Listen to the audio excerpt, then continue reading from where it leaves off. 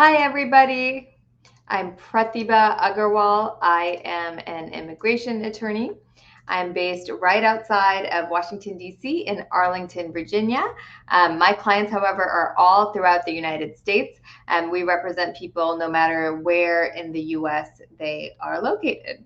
So if you have immigration questions, I'm on here live to answer them for you. Again, we're right outside of Washington, D.C., so feel free to call us. We can still represent you no matter where you are located. If you're joining me for the first time, please say hello. Tell me where you're watching from. If you have an immigration question, this is the opportunity for you to put those questions in there. Okay, I'm here to answer immigration questions. So if you haven't followed us already or liked us, please do so. You can do that. Our handle is at Agarwal Immigration. All right, that's at Agarwal Immigration. If you haven't followed us, you should follow us, like us on Facebook, follow us on TikTok. I am on here for the first time ever on Instagram. So if you have immigration questions, please feel free to put these questions in here. Okay. If you put your questions in, I will do my best to answer them for you.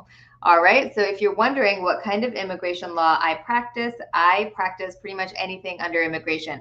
So we help a lot of, for example, we help a lot of people needing humanitarian assistance. So things like victims of abuse, people that are married to U.S. citizens or green card holders that need a green card and their spouse will not help them, or maybe their children are U.S. citizens and they need a green card and their children are rebellious, being difficult, not helping them. That is one of the main types of cases that we work on, and we can help you.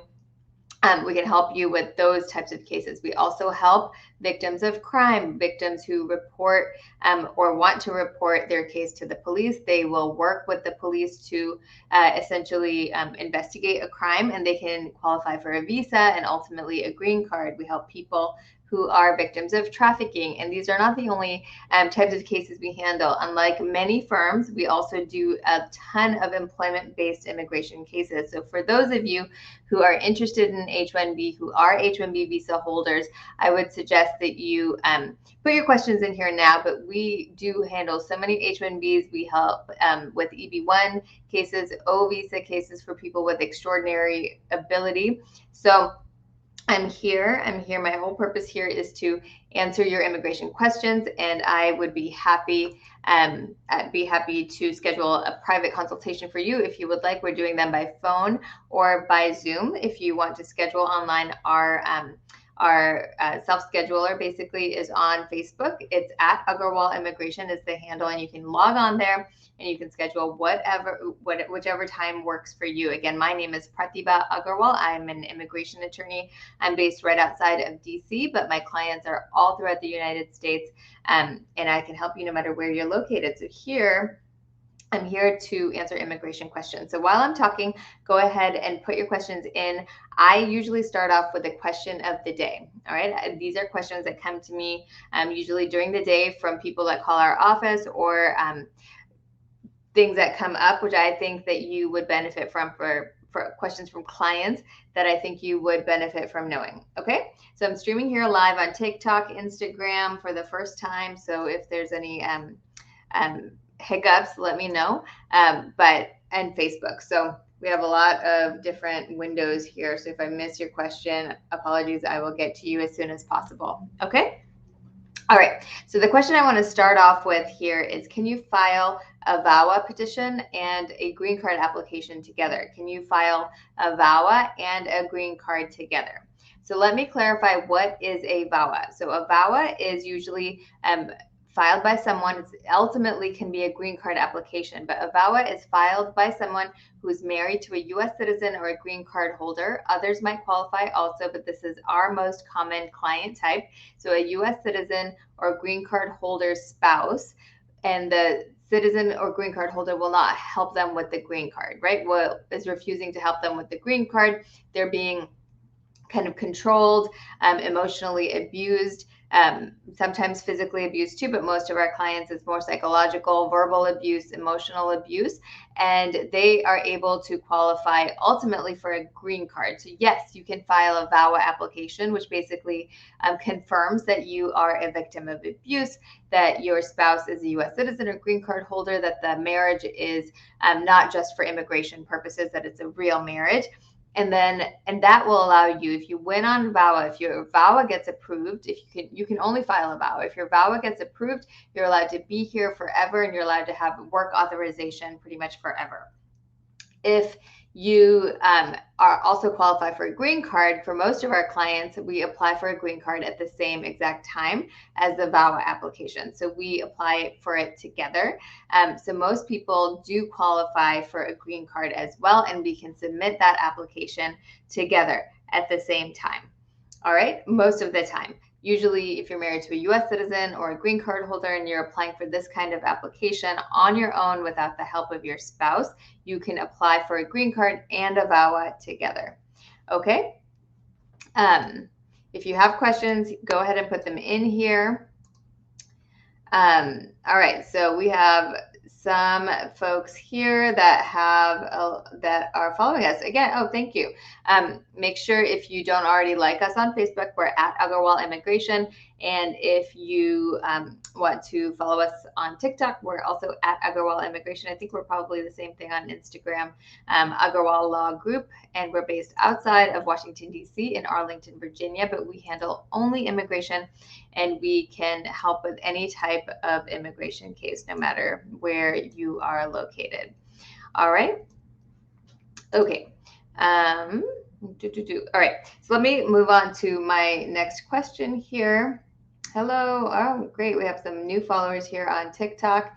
I'm on here fairly regularly. I can answer your questions. Let me kind of talk to you about what I can do today. I'm going to answer some questions, mostly on VAWA, because that is our most common case type, but we do help with whatever kind of case. So let me know what your question is, and I can answer that for you. We do employment-based immigration, family-based cases, and also humanitarian cases as well. So I'd be happy to answer them no matter what. If what I can get deep into today is not enough, I think what you can do, or what I would suggest doing, is calling our firm to schedule a consultation. So we do our consultations by phone, by Zoom, and by in-person, right? We just opened up our in-person again. We're having more and more people come into the office, and I'm happy to see you in person. Finally, COVID can be somewhat behind us, but we're located right outside of DC. So you would have to trek out here if you're not already in the area. And I'd love to see you in person for a consultation as well. So in a consultation, if you're wondering, what is that? So what we do is we kind of go through your immigration history. So we'll figure out when you entered, what other complications you may have had, if you have avenues for status. So we'll kind of screen you for humanitarian, we'll screen you for family-based options. And perhaps if you're in status, we can also look at employment-based options as well. So if you're looking to just see how you can stay here, we can definitely help with that. And consultation is definitely a good way to do that. However, if you have applications that are pending, if there are complications arising, if you were denied previously, you want to apply again, these are all different reasons for you to schedule a consultation with us. Okay. Perfect. Hi, Ara. I hope you're doing well. Ara, if you guys have never called the office, is our wonderful, wonderful client care specialist, and she will take such good care of you when you call the office. So if you want to schedule a consultation, go ahead and say hi to Ara for me, okay? All right, great. So we have some folks here on Instagram too. Okay. Our next question is, who qualifies for a VAWA? So who qualifies for a VAWA petition? So usually with a VAWA, you can also apply for a green card. For us, we do so many VAWAs, but our most common client is usually married to a U.S. citizen or a green card holder, and they've lived with their spouse for a certain amount of time, and they are facing some difficult times with their spouse. So their spouse could be unfaithful. This isn't required, but it's usually a pattern of abuse. So it could be their spouse is unfaithful, their spouse is calling them names, their spouse could be very controlling financially. So if you want to know whether or not you qualify, usually if you're married to a U.S. citizen or a green card holder and they are refusing to help you with your green card application, you might be eligible to qualify for a VAWA self-petition, where you do not need your spouse's help in applying for that authorized stay in the U.S. and that green card and work permit. Okay, call us if we can help you. We're at 703-348-1663. Again, 703-348-1663. Who else qualifies for a VAWA self-petition, right? Who else qualifies for a VAWA self-petition? Lots of people, actually. So if you entered illegally, for example, but you could also enter legally, and you have a U.S. citizen child who is at least 21, you can also file a VAWA. So basically, you don't need your child's help. You don't need your child to have any kind of financial minimum, right? They don't need to be earning any kind of minimum income. Like with other family-based petitions, you could apply for VAWA if you qualify, if you've lived with this child and they are making your life really difficult, right? So we can get into the details of that at a consultation, but to see if you're eligible, I would suggest giving us a call, 703-348-1663. All right, who else can qualify for VAWA? Guys, who else can qualify for a VAWA? If you know, put it in here. This is the last kind of regular type of VAWA case that we handle. If you have a parent who is a green card holder or a parent who is a U.S. citizen, you might be able to qualify for a VAWA self-petition without the help of your parent up until the age of 25, right?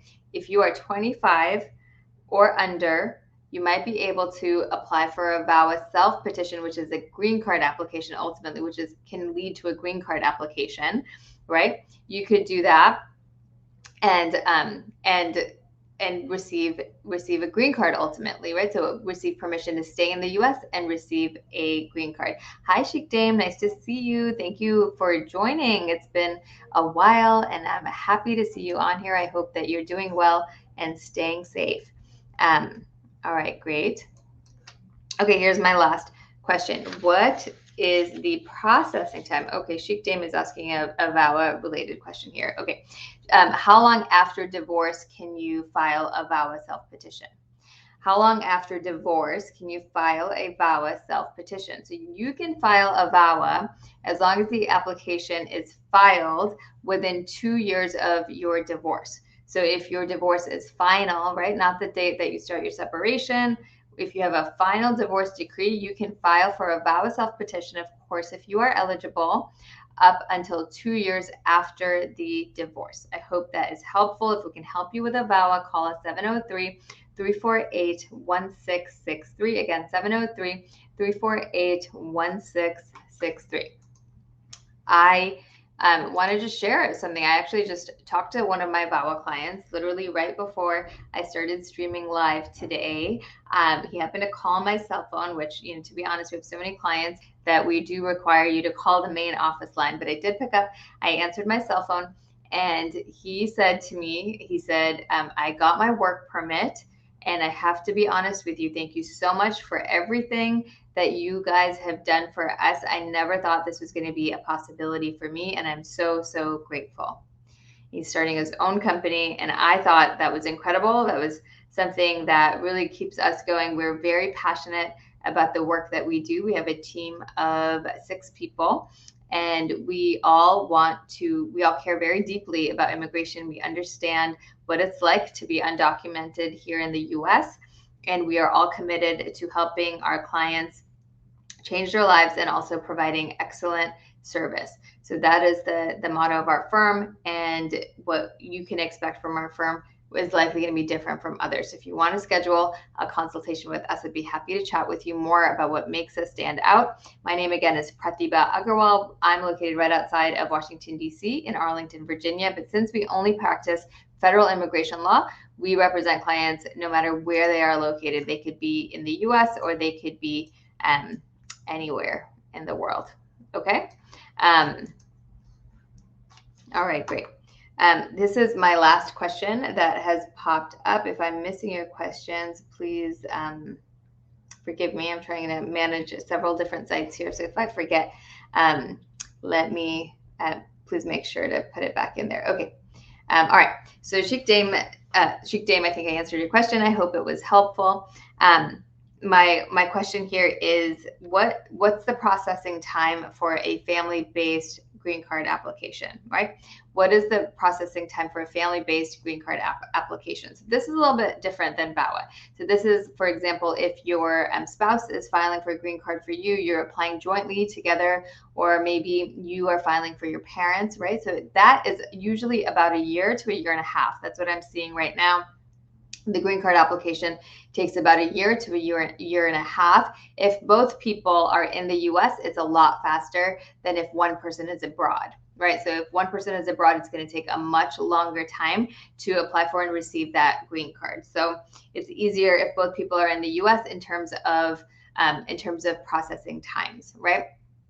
But of course, we want to make sure that all the T's are crossed and the I's are dotted there, and make sure that there are no other issues. So it may make sense for you to file with your spouse abroad, and I would recommend it even in some situations. Okay? Give us a call if we can help you with your marriage-based green card. You can reach us at 703-348-1663. Again, 703-348-1663. We have some questions here. Ridley says, Uvisa information, please. Yes, I'm happy to help you with a Uvisa. So for a Uvisa, for those of you that are unfamiliar, is a visa for victims of crime. So for example, if you witnessed a robbery in a convenience store, you call the police, even if you're undocumented, you might be able to apply for what's called a Uvisa. We can help you with that. And that would allow you permission to remain here in the US. And after 3 years, you would be eligible for a green card. We could submit a green card application. You could then bring family in even from abroad if you need to. Okay, so that's what a Uvisa is. Currently, I think they're processing from 2016, I want to say approximately 2016. So there is about a 6-year wait to actually get a Uvisa. There's a cap on the number that are available. There are only 10,000 each year. But the good thing is if you have a properly filed application, you might qualify for a work permit even while you're waiting for that visa. So it's a huge, huge benefit for people that don't have a social security number. You'll get a social security number and work authorization and permission to remain in the US while you are waiting for that Uvisa to become available for you. Okay, call us if we can help you with that. We're at 703-348-1663. Again, 703-348-1663. S. Patel is saying, I had an individual hearing in an asylum case and the judge dismissed my case before the hearing. So that might be good news, right? That might be good news. If the judge dismissed your case, it could be that the judge didn't think that you were removable, right? The judge didn't think you were removable, or the government decided they did not want to move forward with your case.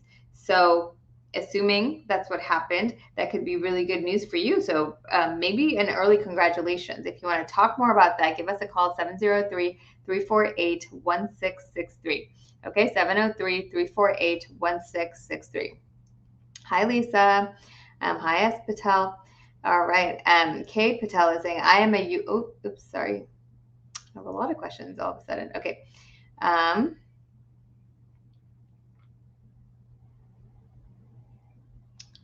Okay. Someone's saying, I'm a U.S. citizen. How long will it take to come to the U.S. for my spouse? So basically, if my spouse is outside the U.S. and I'm a U.S. citizen, how long will it take for us to sponsor her and for them to be able to get that green card? So I'm going to tell you, I wish it was really fast, but it's a long process and it takes about 2 years. Okay, it takes about 2 years. So you'll have to do a lot of visits to go over there because she or he may have a problem coming to the U.S. on a tourist visa, right? If you already have a spouse, they may have difficulty coming to the U.S. on a tourist visa with a pending green card application, all right? And that's because if you have a green card application, you're telling the government, I intend to stay here in the U.S., I intend to live here in the U.S. forever or permanently. But to qualify for a visitor visa, you need to show the government that you're going to leave, right? So those two things conflict with each other. So you may not qualify for a visitor's visa. You may not be allowed entry even if you already have a visitor visa, if you also have a pending green card application. We have had people be able to come in this situation, but it's going to be rare and it will be difficult. So give us a call if we can help you with that, 703-348-1663. Here's a great question that we haven't talked about before. Can you explain an E3 visa for an Australian, right? Someone says an E3 visa for a non-Australian. So E3 visas are only for Australians. So I'm thinking you mean for an Australian. So an E3 visa is basically an H-1B for people from Australia, right? So essentially what you want to show is that you have at least a bachelor's degree or higher. You have a company that's sponsoring you for a position that requires at least a bachelor's degree or higher. You need to show that your degree is an equivalent of a US bachelor's degree. So this could be somewhat difficult for people in Australia. So you usually have to have not only a bachelor's degree, but a bachelor's degree plus some work experience and equate that to a US bachelor's degree. So the other thing I look for is usually a connection between the degree and the field of employment or the work that that person will be doing for whatever company that's sponsoring them in the US. So you do need a company sponsor. And I love E3s. They're easier because you can apply at any time, right? They're easier than an H-1B. You can apply at any time. You don't have to wait for until March of that year. You can apply whenever you want. As long as you qualify, it's actually, there's a lot of E3 visas available. There is some kind of cap on it, but it's never hit. There's many E3 visas available. And as long as you qualify and we make a strong argument, they're almost easily approved. So if we can help you with that, give us a call, 703-348-1663. Riddhi says, thank you. You're welcome. Ravinder Singh is saying, hello, my second interview for an I-751 was done and they did not give me a decision and it's now almost the fourth week. How long does it take? I'm going to tell you, we have some pending as well. So it does take a while. If it's an administrative processing for a really long time, you might consider filing suit. So just think about it. You might reach out to the senator or Congress people. We do that too to help move the case along. But you want to make sure it's a strong case.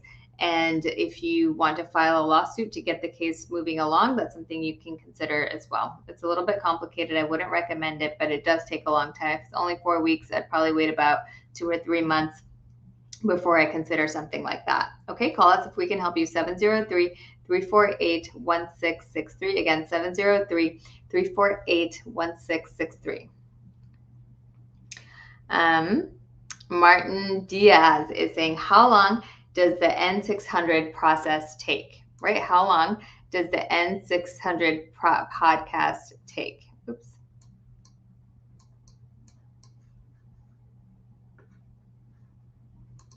Apologies, it looks like we fell off of Instagram, so sorry about that. I'm not sure what happened there. N600 actually takes a really long time. You can go online and look up the processing times, but I think it takes a pretty long time, even more than a year, to get this N600 certificate. However, you might not need it, right? You might not need an N600 certificate. Okay, you could probably, if you qualify for the N600, you could probably apply for a passport on your own. All right. Fano is saying, an I-130 for my wife. How long will the process take? All right. So an I-130, what does it do? If you've watched me before, you kind of know what it does, I think. An I-130 does two things. It says, I'm a U.S. citizen. Oops. It says, I'm a U.S. citizen. And it also says, this is the person I want to sponsor, and we have the relationship that allows for sponsorship. That's what an I-130 is. Okay.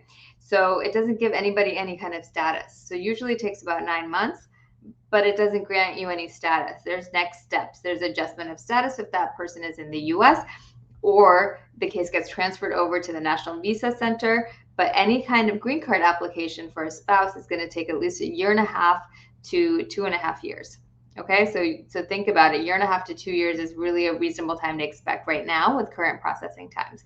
If we can help you, call us 703-348-1663.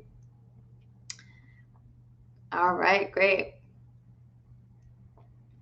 I think we answered all of your questions.